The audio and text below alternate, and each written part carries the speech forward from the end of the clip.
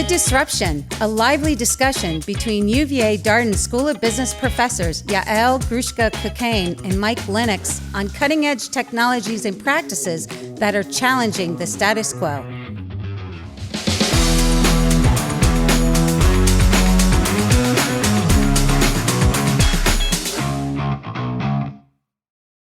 Good afternoon, Mike. How are you? I am doing real well. How are you doing, Yael? I am great. I'm excited to talk to you about our next topic because it's a buzzword in and of itself. NFTs, non-fungible tokens. Is this a fad? Is this an actual new technology? Can we even talk about it as a disruption of some sort? Well, before I even answer that question, I've got a question for you. Oh, great. Have you been watching the World Cup? I have, and I'm very sad that England is out. Do you have like a favorite highlight at this point? That's a great question. I did really enjoy the France versus England game. That is for sure. Yes. Not the Harry Kane, shot there that he missed. The first, not the second. The first. Yes. Okay, there you go. Well, the reason, for me, I will say I am, after the U.S. left, I've been following Messi in Argentina, and he had that incredible pass in his last game there. The reason I bring this up is, do you know you can own that highlight, or at least have a ownership claim on that highlight?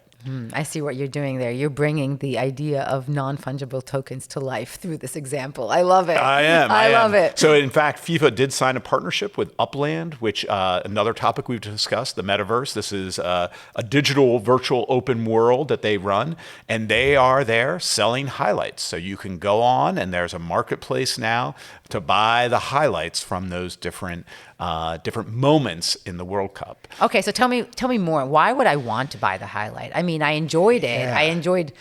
I go to a lot of music concerts, and I love being there, enjoying those moments in the music concerts. Why would I want to buy a highlight from a live event?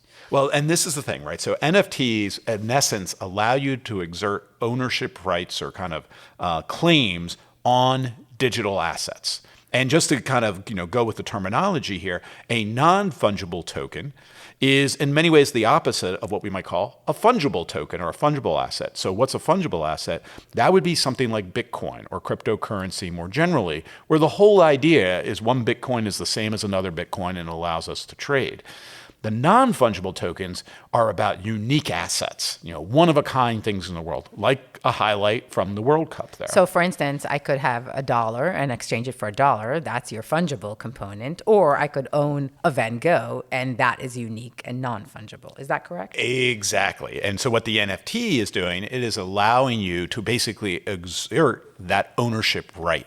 And typically, this is done on the blockchain. So the idea being we're going to leverage blockchain technology, this idea of a distributed ledger, which we've talked about in the past, which is going to allow you to record that you, Yael, own that highlight of Kane's, hitting the penalty kick there.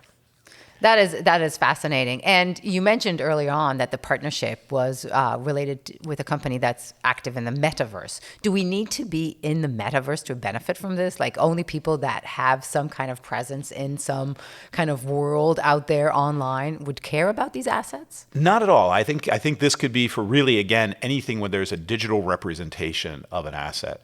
It's also not clear to me that while this has always been kind of framed around blockchain, there are kind of closed worlds where you still have ownership of digital assets. Think about a game like Fortnite, where you have different avatars and different things that you might bring to the table that in some cases you might uniquely own. What the blockchain starts to do is allow you to transfer those assets into other applications and other parts of, the internet, if you will. So it doesn't have to be in the metaverse. It's just simply this idea of exerting digital ownership. So let me just give you a sense, by the way, of whether this thing is real.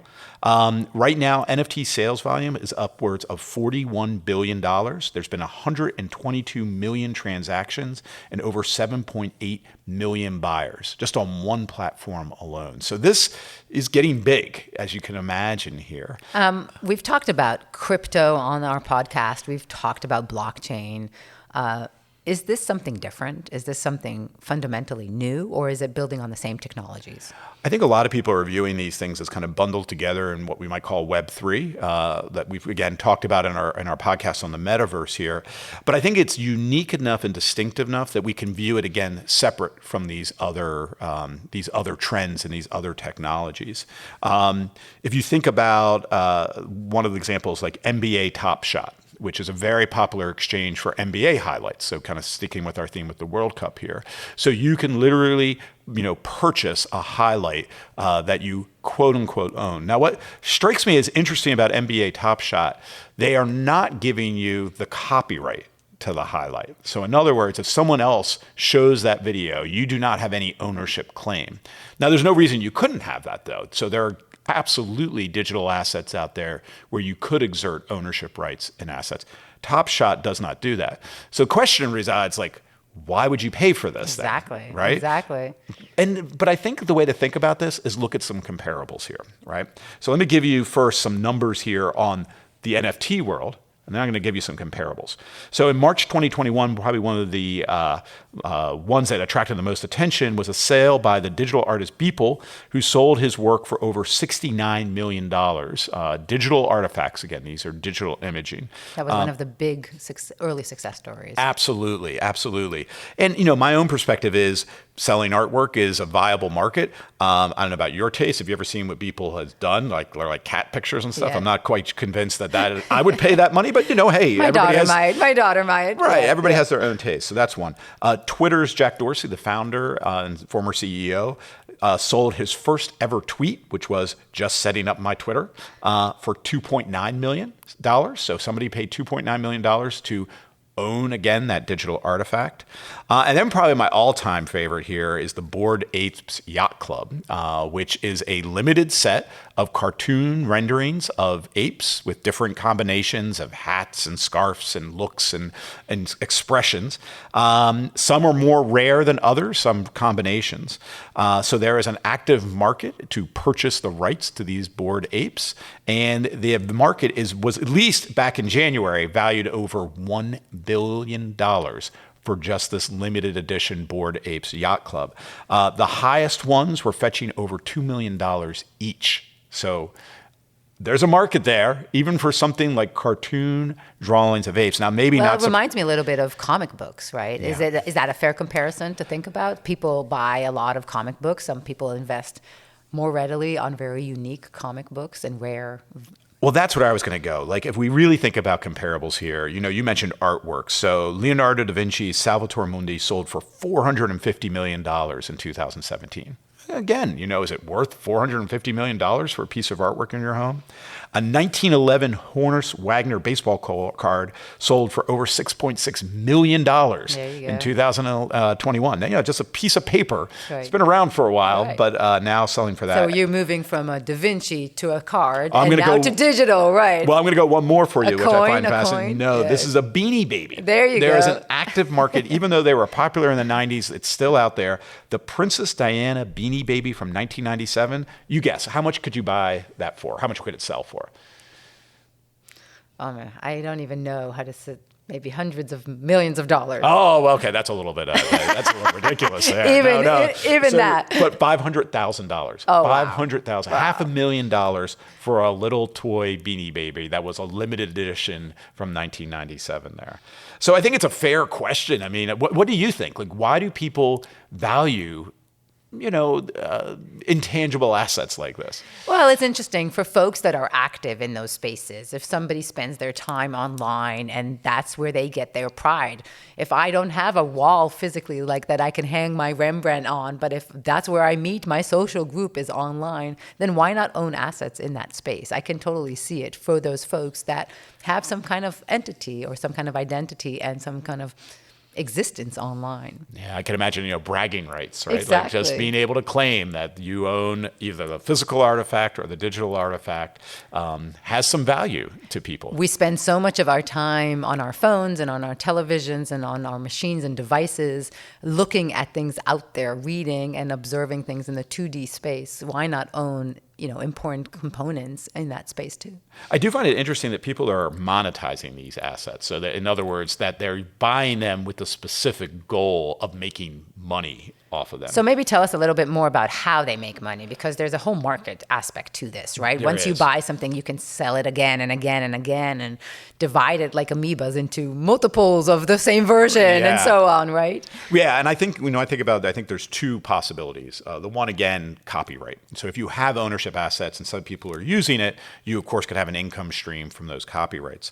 But I think what a lot of people are doing is they're just trading. In other words, they're hoping others will value it more in the future, and they'll be willing to pay for it. Which, again, if you think about artwork, that's exactly how artwork works, is that sometime in the future, someone might be willing to pay even more for that Van Gogh or that Da Vinci and the like. And in fact, all the examples that we provided, be those baseball cards or comic books or works of art, are similar in nature. You buy them with the idea that later you'll trade them in order to get something else. And I think at the heart of it is you need demand plus scarcity, right? This is Econ 101 here. It's the scarcity, and of course you have to have some demand for it that ultimately starts to drive its value.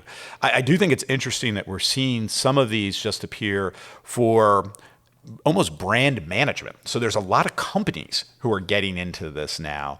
McDonald's offered a series of NFTs around the McRib sandwich, and people were eager to buy, unique digital rights to certain McRib elements here, like videos and images from that there.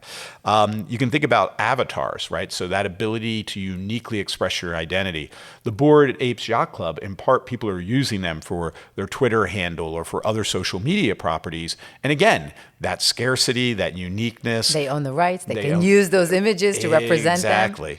The other thing I think that's kind of interesting is in some of these cases, they're building additional opportunities on top of that. So one of the things, again, the Bored Apes Yacht Club did is they had a whole bunch of celebrities who were members, and then they'd have members-only events. So only those who owned a Bored Ape was allowed to participate in those events. And hey, Steph Curry or Jimmy Fallon, they're going to be part of this. Maybe you will see them in that digital environment there. Yeah, and I can see that they need strong partnerships to accomplish that. I've heard of a company called Parity that we work with that promotes female athletes and the marketing of female athletes. And they've invested in NFTs that also come with some in-person experience or some access to a unique event or a unique online activity that brings the athlete to those fans who purchase the NFT. So indeed, as you say, bundling not only the online asset, but with something a little bit more tangible. So some experiential kind of component. Now, of course, we're talking a lot about memorabilia and tradables, but there's a vision here for these NFTs that goes really far beyond this. It's really about how do we assert digital ownership over data more broadly. So I'd like to phone a friend, as we always like to do. I'm excited. And I want to bring in a colleague of ours, Dennie Kim, who's on the faculty here at Darden. He's a Harvard undergrad. He spent some time out in the healthcare sector, has his PhD in strategic management from Minnesota, and really is an authority and an expert on NFTs and Web3 and all fun things that are happening. He's a little younger than us, so he's more attuned to these things than maybe you and I, Yael. Though we of course try to keep up on all these things. We're as hip as it comes. Yes. My son would not agree, but that's okay. So Dennie, are you there? Hi, Mike. Hi, Yael. Thanks for having me. Hey, Dennie. Absolutely. We're so excited to have you. So I want to start with a story because I know for a fact that you have been an active owner and trader in the Bored Apes Yacht Club. So can you just tell us a little bit about the story of how you got into this? How did you hear about it early on, and kind of where do things stand now? Yeah, oh boy. That's still remember April 30th of last year. That was a really long sleepless night. I remember that launch experience very vividly, but it actually started with one of the other products that you were talking about, NBA Top Shot. I had learned about NBA Top Shot from a friend, and as an avid basketball fan, someone who grew up collecting, buying, selling, trading basketball cards with friends, we were kind of in the depths of COVID lockdown, and the packs were something like $8 or $10 each. So it was a kind of a novelty, but I thought, what the hell? And so my friends and I and my partner as well, like, we just had a good time opening up these packs, seeing if we got any LeBron Jameses, which, at the time, last January, February, that Top Shot market was just ballooning.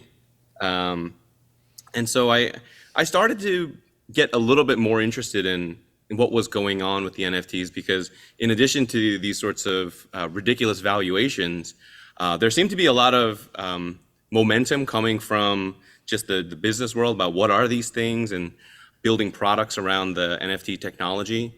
And I found out that the way to really keep up to date with the news in this space was through Twitter. And so as it happens, April 30th, again, in the depths of lockdown, it was a Friday night. I wasn't doing anything. I was sitting at home on the TV and scrolling through the Twitter timeline, and I see these folks posting images of these apes. And by this point, I had explored a little bit of NFTs outside of the Top Shot ecosystem, and I knew enough about what had happened with GameStop recently too. And in that subculture, there was this language of calling one another apes, and so there was a sort of cultural significance there. And I thought the artwork looked kind of interesting, so I decided to get one. That led to getting two more. And then as I started to see what was happening that evening, more and more momentum started to build. And all of a sudden, there were 9,000 out of 10,000 remaining. An hour later, it was down to 5. Wow. And it just kept escalating. So thought, you know what, why not?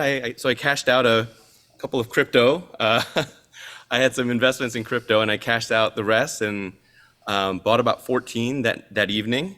And I remember just going to bed around 5 a.m. thinking, how am I going to explain this to my girlfriend? That I had just spent $5,000 on pictures of monkeys.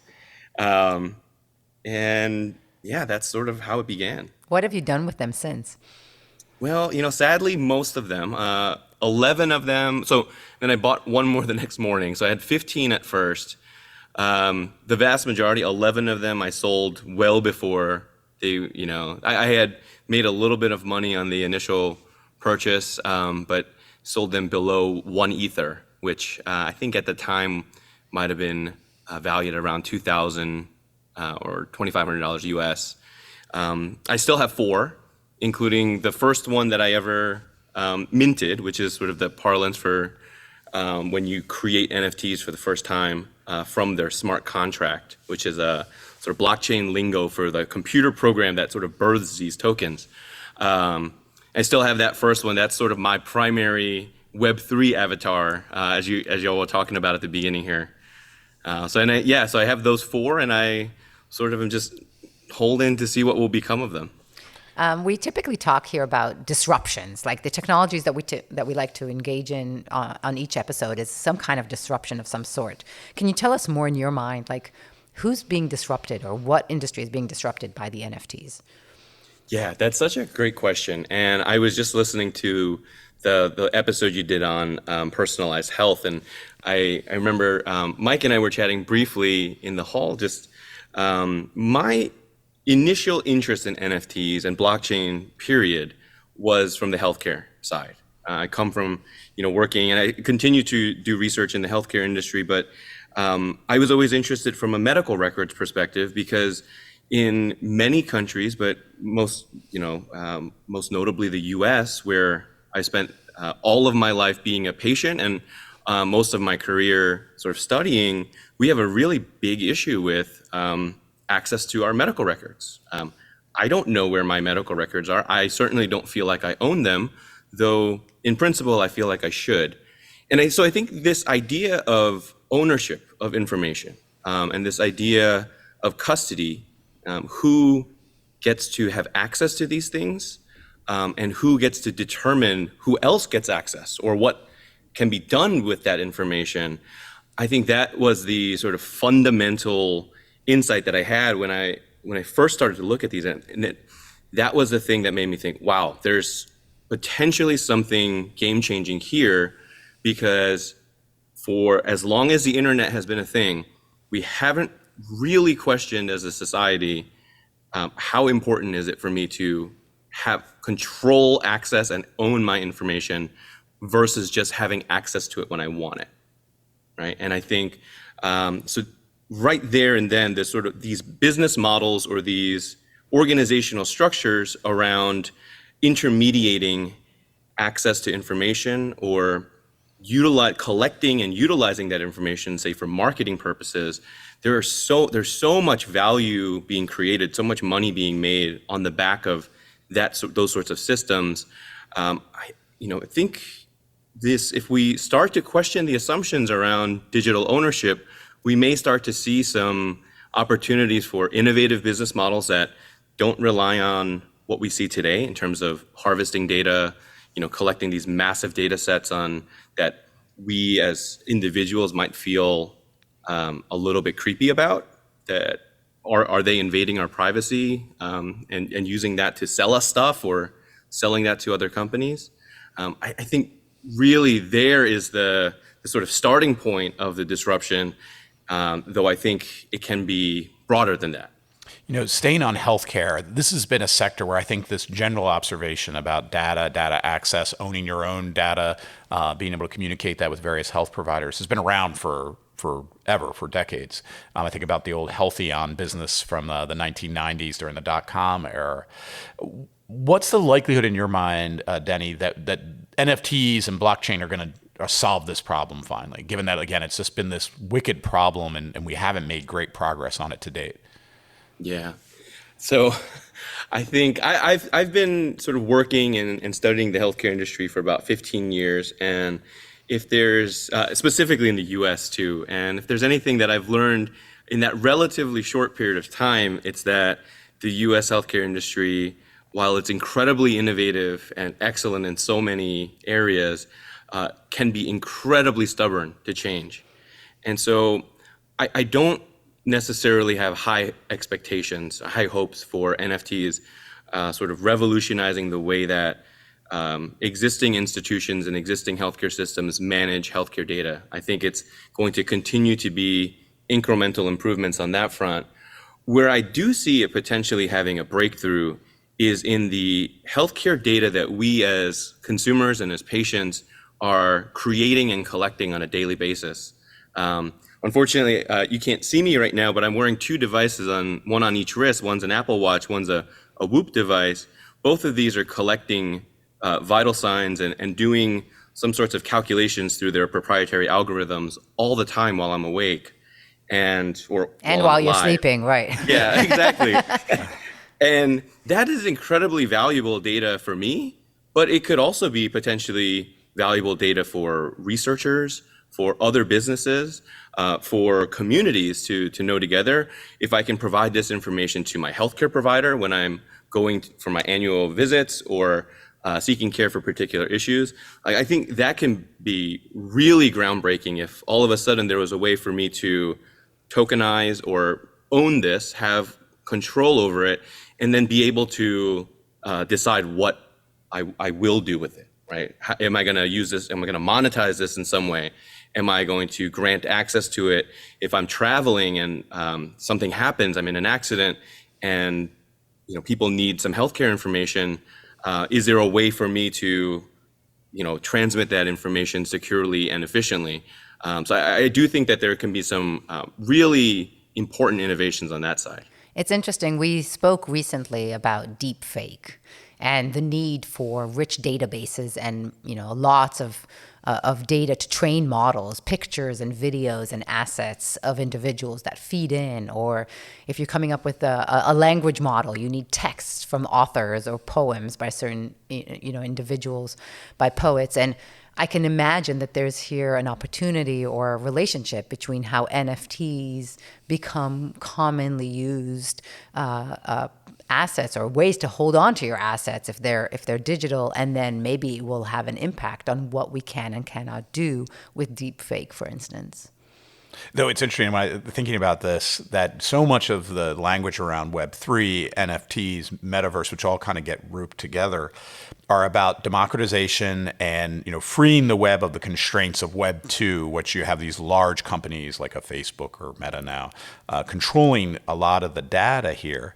Yet, is it right to think that if we start to give explicit digital ownership to that data, I'm not sure some of these AI bots would have the data to train. That's my point, right? You have to get millions of people to approve the access to their data. So do we lose something in an NFT world? If Simon Cowell cannot, if he owns all of his assets and every single video of Simon Cowell out there is owned by him, nobody can create a robot that sings the way that he hypothetically could.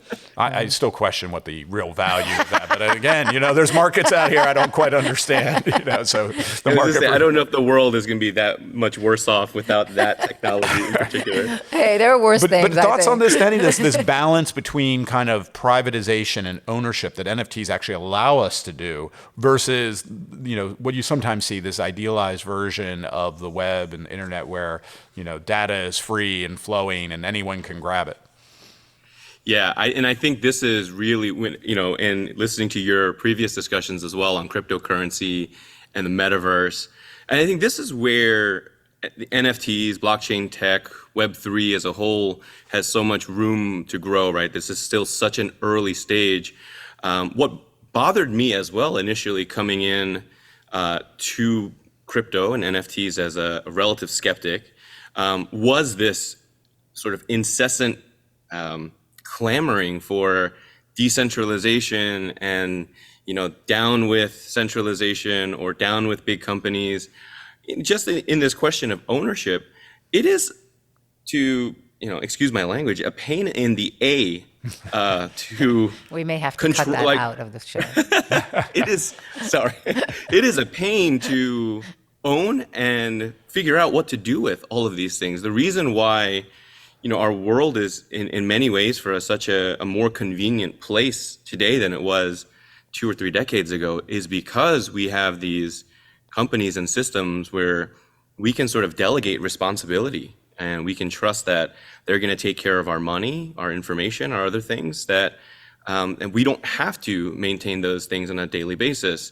And so I do think there's a lot of overhyping about the sort of value of decentralization or this sort of ownership idea. Where I do think it's super beneficial, however, is this sort of re-questioning or sort of re-litigation of why are the systems that we have today the way they are, and could they be different?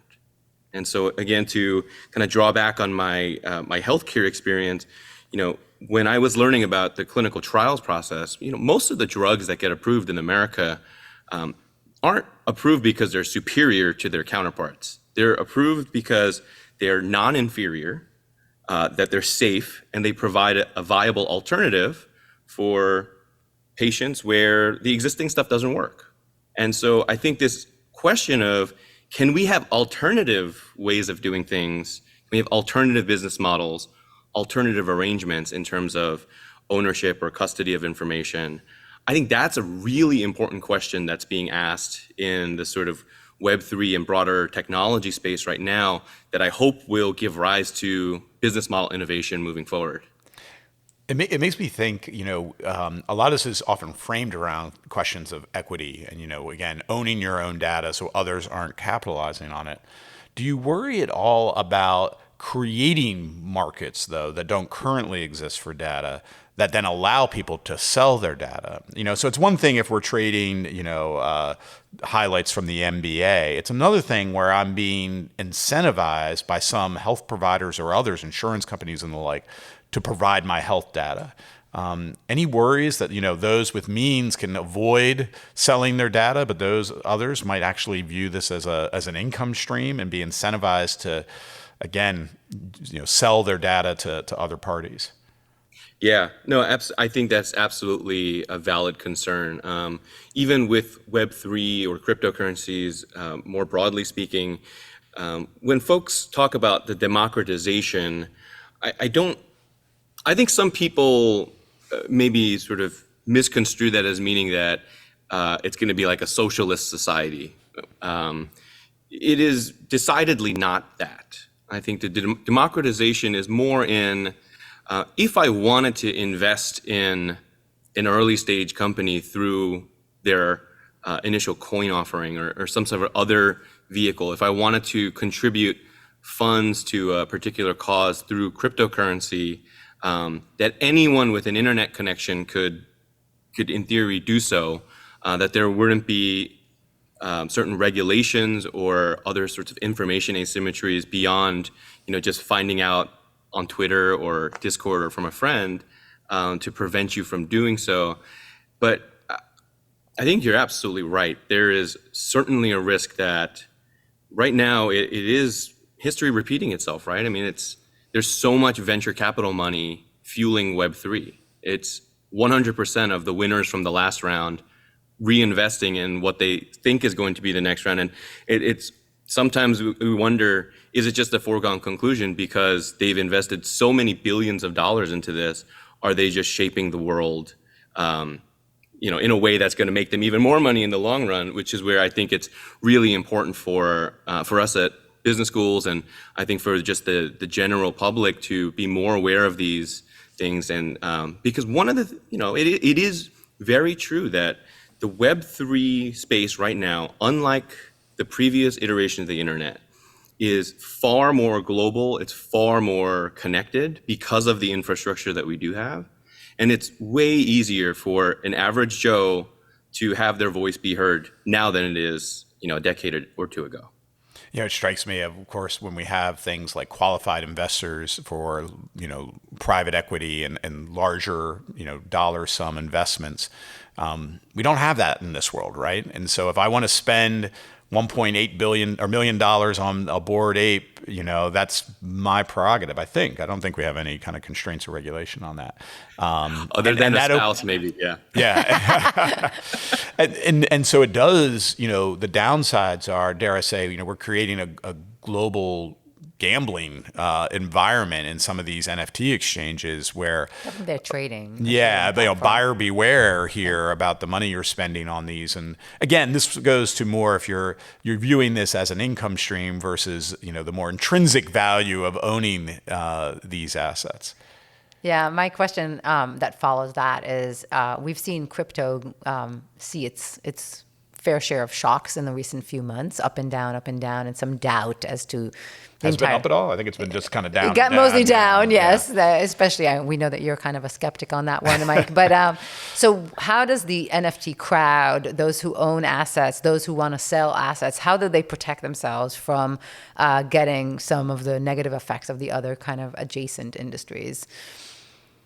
Yeah, I think this is a very complicated question. I think in terms of the connections to crypto, that will always be there, at least right now, because for better or for worse, the vast majority of NFT trading is happening on very well-known, well-subscribed public blockchains like Ethereum, Polygon, Solana. And so with that activity, there is just, because you need the cryptocurrency to buy these things, there's going to be that sort of exposure to what happens in the crypto markets. It's been interesting, over the last 2 years, especially with the big boom in the NFT market as we saw last year. At times, so over the last sort of 24 months or so, there have been a lot of sort of peaks and valleys in the price of various cryptocurrencies. And at one point, towards the end of last year, I recall, working with a former student to look at the NFT market alongside the price of the, top 3 or top 5 cryptocurrencies. And there was some evidence there that we found that people might actually be using NFTs as a hedge against, crypto volatility, because in these crypto marketplaces, NFTs could be listed, so valued in terms of the cryptocurrency rather than the US dollar equivalent or the fiat equivalent. So there's a sort of common saying in the NFT world that 1 ETH is 1 ETH. So whether it's $1,200 today or $5,000 in a few months, and obviously that's not always the case, but there is definitely some evidence that certain classes of NFTs may be more resilient to the volatility in the crypto markets, whereas others are way more volatile than the crypto markets because there's just an oversupply of NFTs, or they're really just kind of worthless cash grabs. It strikes me that it's not too different than someone like buying real estate in the United States to hedge against currency risk. So rather than hold US dollars, I'm going to buy some real estate and hopefully that will hold its value. And of course, as you said, a dollar is a dollar. It might be going up and down. But again, it all depends on that notion again that people value these assets and will continue to value these assets maybe more intrinsically, right? Like that there's something about the Bored Apes. And this is, I think, a hard question to answer. Like, why Beanie Babies? Why, baseball trading cards? Any thoughts for us? Maybe this is the investment, part of the podcast here, Dennie, on how do What's the next thing, right? Well, I was going to say more like, how can you tell, is there any way we can tell that a specific digital asset is going to have maybe longevity versus just this speculative bubble that I'm going to invest in it with the hope that it keeps going up? Any thoughts on that? So many thoughts on this. And I got to have the disclaimer, right? Not financial advice. You need to talk to SBK about that. He needs to listen to you on that advice. Oh, yes. Oh, boy. But no, I think this question is, from my perspective, so as someone who studies organizations, really is curious about culture and society. This is where NFTs really grabbed my brain, and then I think kind of grabbed my heart a little bit, because for me, one of the things that really gets me excited and interested about something is when I see people coming together, creating community, creating culture, figuring out ways to work together despite challenges. So that's the focus of a lot of my research, and it's something that I was very surprised to see happening in NFTs. And so right around the time when the Bored Ape, when I got my first Bored Ape Yacht Club NFTs, I started saying to friends and anyone who would listen that there's something cultural going on here, that this is not just speculative investment. We're starting to get into to use our students' favorite marketing term, like the ego expressive nature of certain digital goods, right? And it is exactly what you were talking about, the Fortnite skin, the in-game items that you purchase in FIFA or in Call of Duty that you use. There's really no value or utility outside of it's kind of a flex. It looks cool to your friends, but there's a subculture there about what does that signal to your friends or to other players who are in this community. I think one of the interesting ways that I started to understand NFTs a little bit more deeply is when my girlfriend educated me on the luxury brand Hermes. And so I knew nothing about this company other than that it was extremely expensive to buy anything in that boutique. But she described the way in which people get access to purchase certain items from this brand. And so you apparently have to go to a particular retail location, register with them, develop a relationship with one or more of the salespeople there, and basically build up your track record of purchases, kind of establishing yourself as being worthy to access higher tiers of goods. And so I think the pinnacle for many people, particularly with Hermes products, is the Birkin bag, which from what I understand, it may be completely inaccurate now, but is, it's like a 5-figure purchase. So like $10,000 or so for a handbag. And the moment you purchase that bag, in theory, your investment could be worth, 50 to 100% more. That if you were to take that and then resell that because of, again, going back to your earlier points about scarcity, there's a really big market for those sorts of things. But again, like, what's the value? It's just the bag. It's It's leather, maybe it's high quality leather. There's a design piece there, so that may have some intrinsic value. But is it worth 10 grand or 20 grand or whatever you're going to pay for it? Probably not. It's more, and as my girlfriend described it, it's more in people who they know. Like they see someone with that bag and they sort of like, they give each other the look or the nod. And I imagine, other sorts of, whether they be luxury retail goods or other sort of small signals that, we give to one another, have that same sort of effect. And that's sort of where my head has been at with NFTs. Mm-hmm. I think it's the cultural stuff that's going to have staying power. The stuff that, people use to identify themselves, but also to signal to others like, hey, I'm part of your group, or, I know what's up. That's so interesting. And Dennie, it's been fascinating to listen to you. I'm about to ask Mike, although I want to ask you a question before. I'm about to ask Mike something about the nature of the disruption and where he comes down in terms of good disruption, bad disruption, of no disruption at all. But before I let Mike answer that, I'm curious, Dennie, like, what are you nervous about with this whole industry? What is keeps you up at night, or what do you think is the biggest open challenge related to NFTs? Yeah, I think number one has got to be regulation in this industry. So, many of these digital assets, they really toe the line, or in some cases are kind of blatantly unregistered securities. And so I think where countries start to come down with their regulations and how some of these things become classified or what sort of legal precedents get set, that's going to affect and shape a lot of innovation in this industry, I think, as is the case in many technology-driven industries. So that's number one. I think number two, in terms of what keeps me up at night personally, is probably the sort of maybe the lack of security. I mean, they're secure. I have my NFTs there. I use a cold wallet to secure, my most valuable possessions.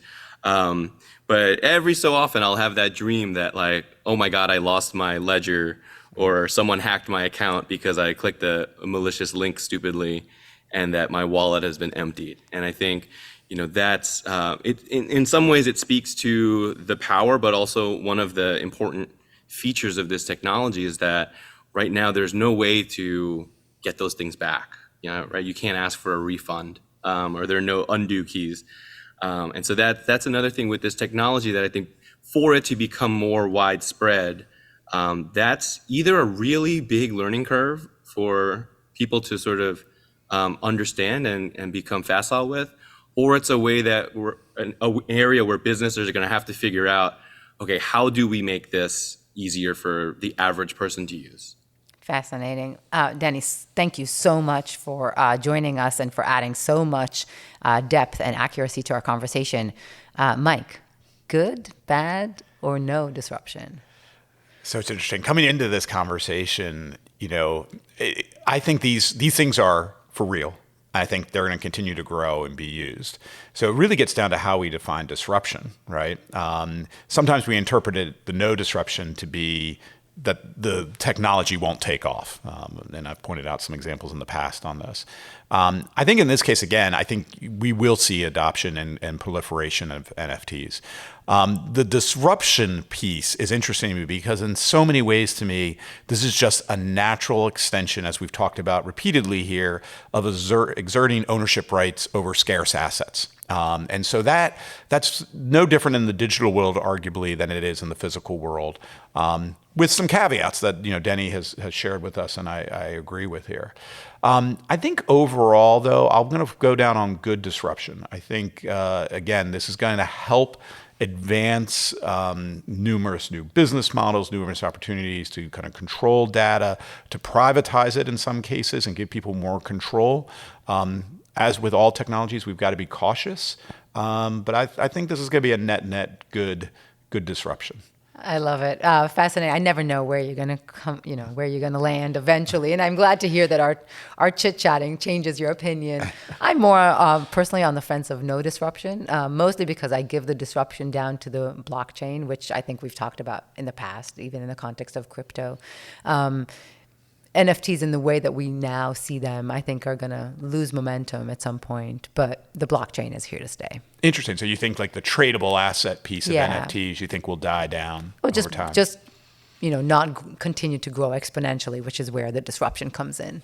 We need to be able to create a short market then for some of these things, Exactly, right? That's a short exactly. position on Bored Apes. So that's what you want there. Yeah. Exactly. Well, thank you, Dennie. Thank you, Mike, for a great topic. All right. Well, everyone, thank you as always. And again, let's always thank our producer, Gary, and our chief researcher, Becky. Look forward to seeing you on our next podcast. We should buy Marky Mark's NFT for Before he song. knows it. I know. Okay, we'll do that.